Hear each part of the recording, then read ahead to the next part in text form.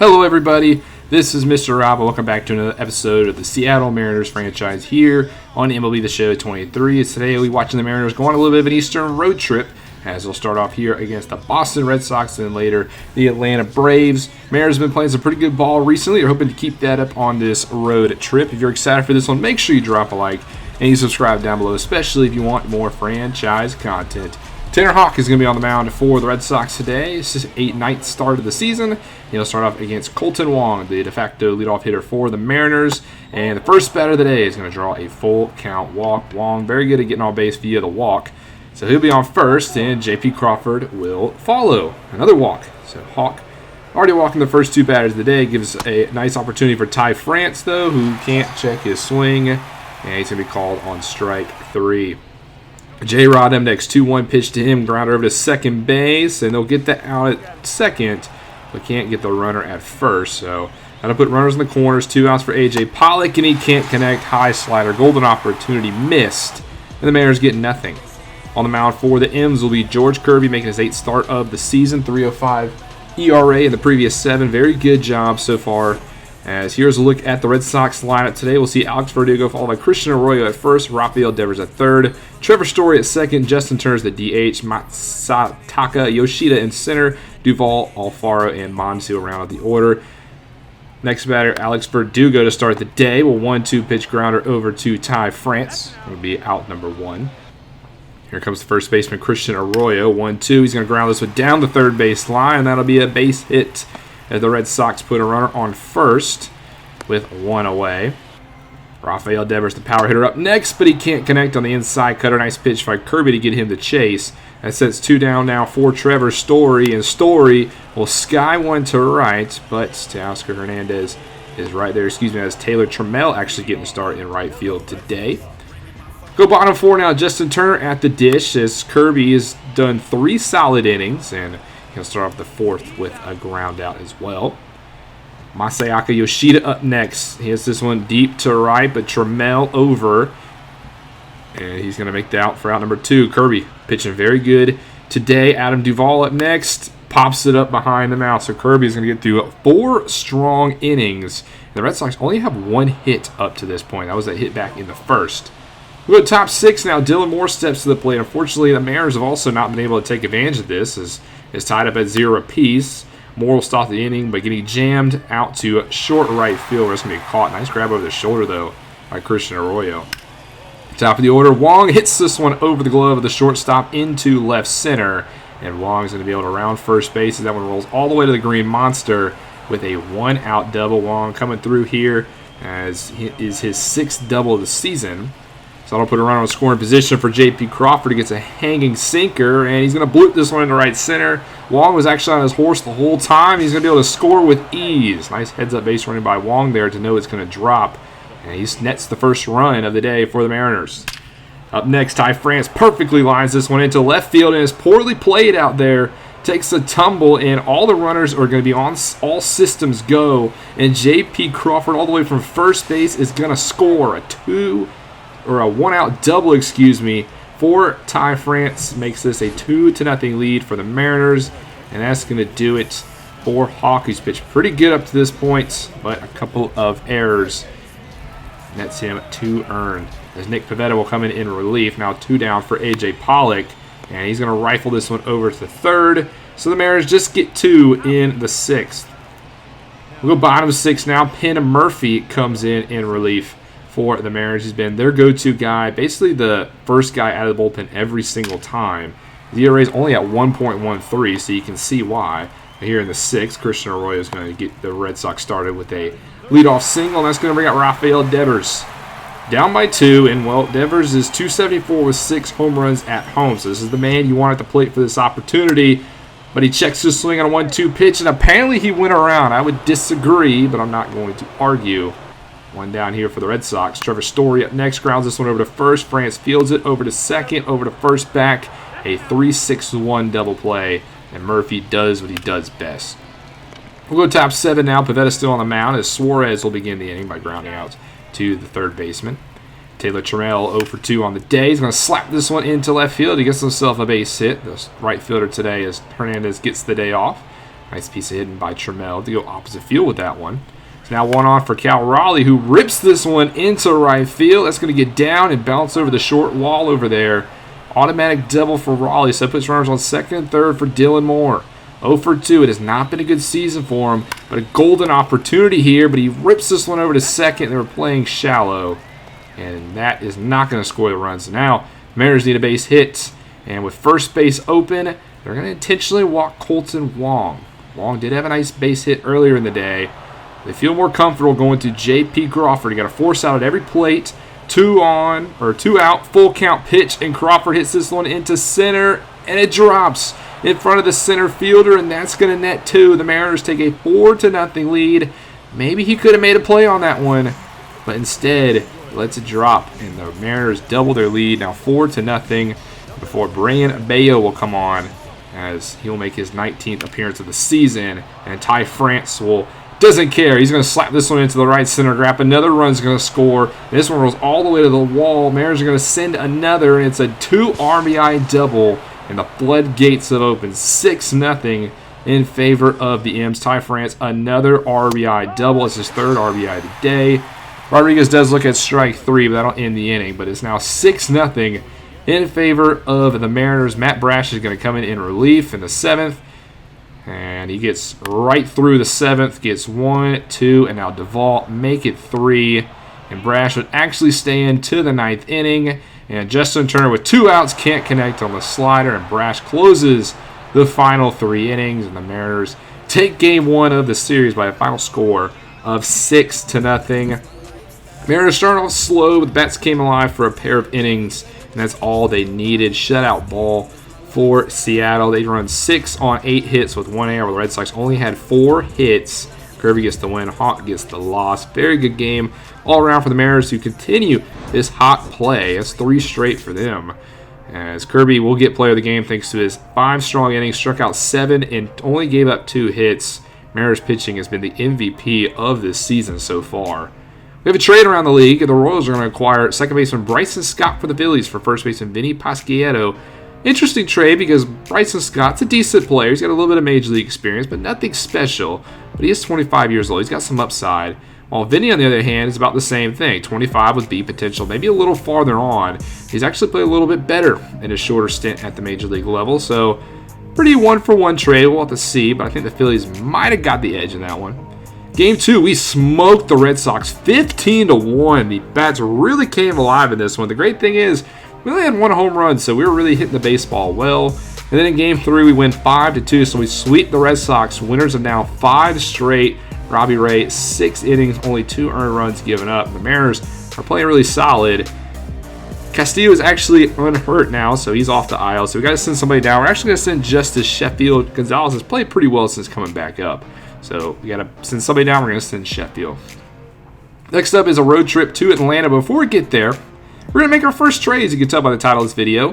One player, I've been watching the Dodgers on the trade block, and they recently just put on Yancey Almonte, a relief pitcher who's 28 years old, having a pretty solid season since coming over to the Dodgers. And he's on the trade board. The Dodgers have very good relief pitcher depth, and there's one thing I think we need. It's a couple more relievers. Now, the Dodgers, it says they want center field, left field, and shortstop, and well, we're going to give them left fielder Gabriel Gonzalez, a 19-year-old. He doesn't have MLB potential right now, but if you look at the Dodgers organization, outside of their top 3 players who are all 32 plus, they have a bunch of D left fielders. So I think Gabriel Gonzalez, gives them the best upside at left field. Plus we have Jared Kelenic, who hasn't necessarily proven himself, but we're going to give him one more chance. So we're going to ship Gabriel Gonzalez, over to the Dodgers for Yancey Almonte. They accept. I think it's a pretty fair trade. We get another relief pitcher for our bullpen. While the Dodgers, who have plenty of relief pitcher depth, they're going to get a left fielder who becomes their best left fielder in their organization. We need to make room for Almonte, so we're going to send out Justin Topa. He hasn't played bad this year, but he's only pitched 12 1/3 innings, and he's a 65 overall with deep potential, so his upside is not really that great. We might see him back at the majors at some point, but we're going to make room for Almonte. Almonte will not be joining us, though, for this trip to Atlanta. He will meet back with the club once we return to Seattle in the next series. So we head over to Atlanta to face the 23-21 Atlanta Braves, the World Series champions from just a few years ago. Here's the lineup for the Mariners today. Your usual starters. Hernandez is back in the lineup for the Braves. They'll be sending Michael Harris II, Sean Murphy, Austin Riley, Ronald Acuna Jr., Matt Olson, Marcell Ozuna, Travis d'Arnaud, Ozzie Albies, and Orlando Arcia. Very scary lineup, but they've not been playing like it this year. A lot of low averages. They're only 11th in the National League in runs scored. So a little bit of slumping for the Braves. That's why they're just 2 games above 500. And they'll send the ageless Charlie Morton to the mound, making his 9th start of the season. And he's going to get through the first inning with no problem. France connect on the slurve running away. Mariners are going to put Chris Flexen on the mound, the former Korean pitcher who's making his 9th start. 4.11 ERA, not bad for a 5th starter. Can't complain with how Flexen's played so far. And, well, he's going to get the first 2 outs, but he will not go 1, 2, 3 as Austin Riley will hit a 2-out single into right field. Ronald Acuna Jr. up next, and he skies one to deep left, but Pollock with enough space to get underneath it. So both pitchers scoreless through 1. Top 3 now will join Cal Raleigh at the plate, and he will draw a leadoff walk. So that'll be 1 on board for Dylan Moore now, who draws another walk. So that's back-to-back walks here for Morton to put runners on base. And we go to the top of the lineup, and Morton's going to have to get out of this jam because Colton Wong's going to single into right. Runners will stay, but his base is loaded and nobody out. And we're getting ready to go to the heart of the lineup. J.P. Crawford up first. 1-2 pitch to him. He gets a high fastball, turns on it to right. Acuna is going to be there, and they're going to try to tag. Acuna with an absolute laser to home plate. It's offline, but the catcher, d'Arnaud, makes a beautiful diving play. Gets Cal Raleigh by inches, and the Mariners get doubled up. That was a close call, but Acuna with a nice throw, and then a strikeout from France. The Mariners, bases loaded, nobody outs. They get nothing. We'll go bottom 3 now with the Braves. Have a little bit of momentum. Ozzie Albies at the dish first, hitting .225 on the season. And then he strikes out looking. So Flexen pitching pretty good here on the early going. How the 9-hitter Orlando Arcia. He's going to line one into left field. Pollock with a nice dive, but he comes up just short. Great effort out there. But it is a single. And that's going to bring up the reigning NL Rookie of the Year, Michael Harris, who hits this one deep to right field. He's got a chance, but it's off the chop.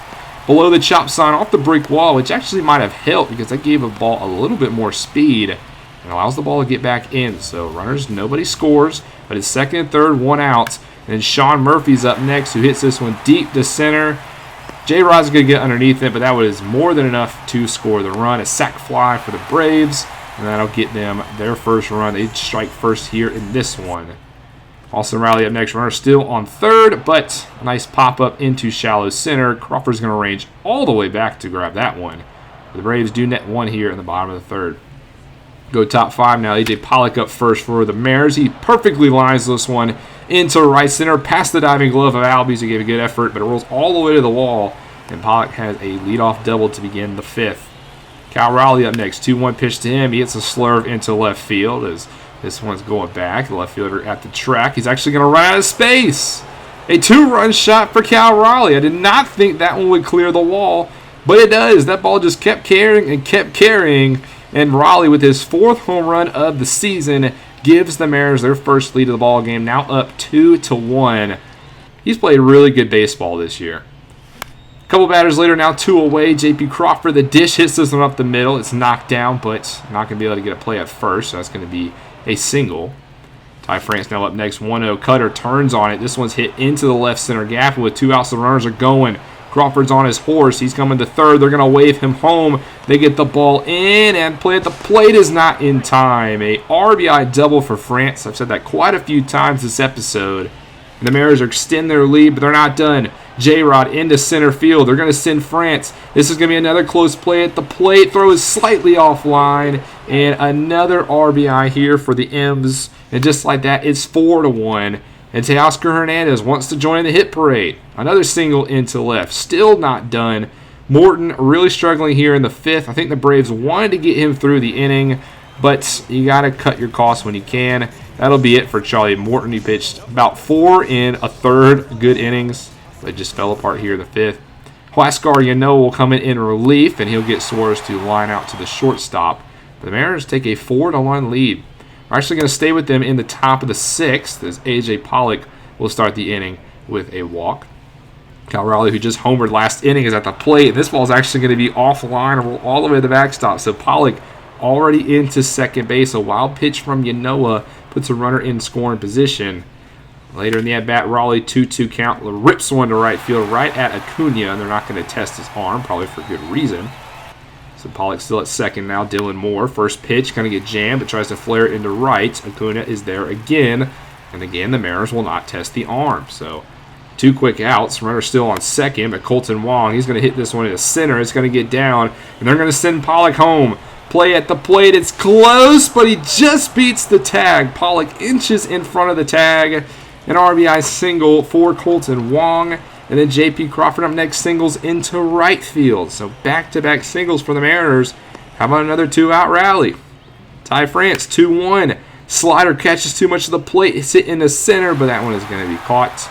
Mariners only get one here in the 6th, but this is quickly ballooned to a 5-1 lead. Again, Penn Murphy will come in relief. Now a 1.01 ERA.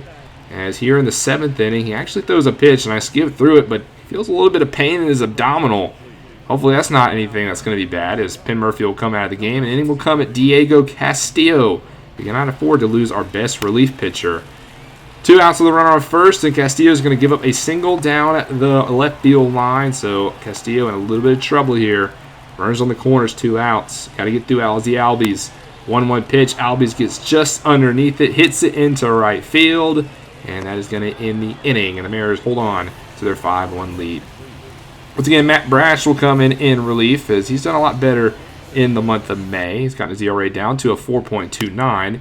He's in charge of the 9th inning as he gets Acuna to fly out to begin in the center field. So that's 1 away. How about Matt Olson up next? 1-0 pitch, and the first baseman grounds out to his first baseman brethren in Ty France. Quickly 2 down for the Braves, and their hope relies in Marcell Ozuna. Can't say I feel bad for the Braves. 0 for 2 on the day, facing a 1-0 count. He's going to hit this one through the left side of the infield, so Ozuna keeps the Braves alive. He's on first base. And now time for Travis d'Arnaud. d'Arnaud 2-1, fastball, 99, clocks in. Flared out the center. J-Rod is underneath it, and the Mariners win another one. Final score, 5-1 here in Atlanta in Cobb County. And the Mariners will take game 1 of the series. Hopefully it didn't come at too much of a price, because we do have to see what was wrong with Penn Murphy on that pitch as to why he had to come out of the game. But the Mariners get 10 hits and score 5. Braves, 5 hits, only 1. Flexen the win, Morton the loss, and Flexen also gets player of the game. Struck out 7 in 5 innings of work. Bullpen done a very good job in relief. But the news on Murphy, it's only an abdominal strain. I'm pretty sure he was actually healthy, and he only missed 1 game, so dodged a bullet there. The 1 game he did miss, we did lose by a final score of 7-3, as Gonzalez kind of got rocked in relief, so not sure if we made the wisest decision by sending out Sheffield. He's going to be on a short leash.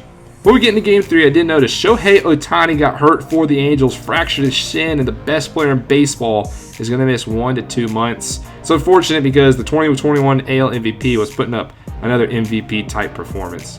We do win Game 3, so we win 2 out of 3 here in Atlanta by a final score of 7-4, as we are now sit 29-17 on the season. We are playing very good baseball here in the month of May. Next week we'll be facing 2 more, I won't say easier teams, but struggling teams in the form of the Athletics and the Pirates, as we hope to close the month of May, continuing this hot streak of play. Thank you guys so much for watching. Hope you guys enjoyed the episode. If you did, make sure you drop that like and you subscribe down below, especially if you want more franchise content. This is Mr. Rob, and I'll see you in the next one.